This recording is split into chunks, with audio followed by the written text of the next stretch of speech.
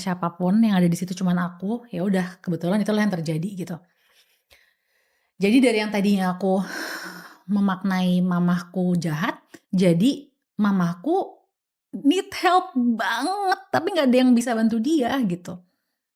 Dan jadi aku malah dengan reframing itu aku malah jadi kasihan dan pengen nolong mamah terus jadinya gitu loh, kayak kalau if I can, ya aku di sini sekarang gitu, semaksimal yang aku bisa gitu.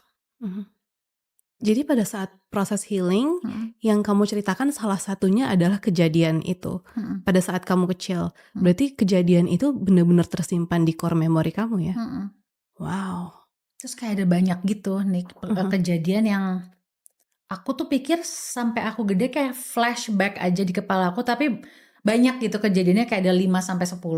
Tapi dia muter-muter aja di kepala aku tanpa aku punya perasaan tertentu, nggak ada rasa marah, nggak ada rasa sedih, tapi pengalaman itu bolak-balik terus, tapi selalu tanpa aku aware banget gitu. Nah suatu hari aku disuruh ngerjain esai dari psikolog aku namanya Family of Origin.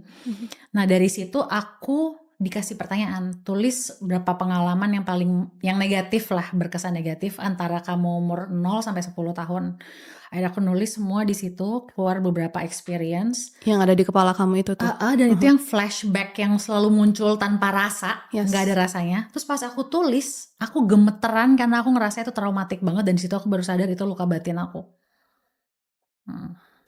Gitu.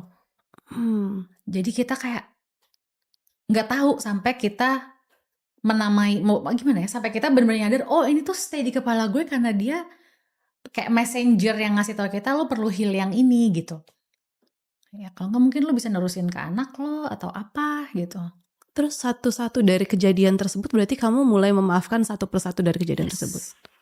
Wow. Yes, dan kayak kenapa healing tuh prosesnya nggak berhenti-berhenti, karena bisa jadi kan next year ada event baru lagi yang nyakitin lagi, yang masuk ke list itu lagi. Jadi yang di healing tuh satu persatu, nggak bisa kayak dirapel gitu loh.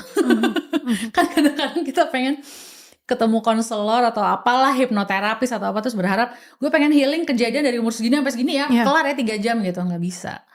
Karena tergantung kitanya juga udah siap apa belum, kitanya sadar apa enggak itu nyakitin kita dan lain-lain gitu. Boleh tahu nggak udah berapa lama your healing journey? Dari umur 18, jadi dari 4 tahun sebelum aku nikah. Cak, gimana sih caranya kita bisa bedain nerima keadaan sama menyerah sama keadaan? Mungkin kalau menyerah sama keadaan, simbolnya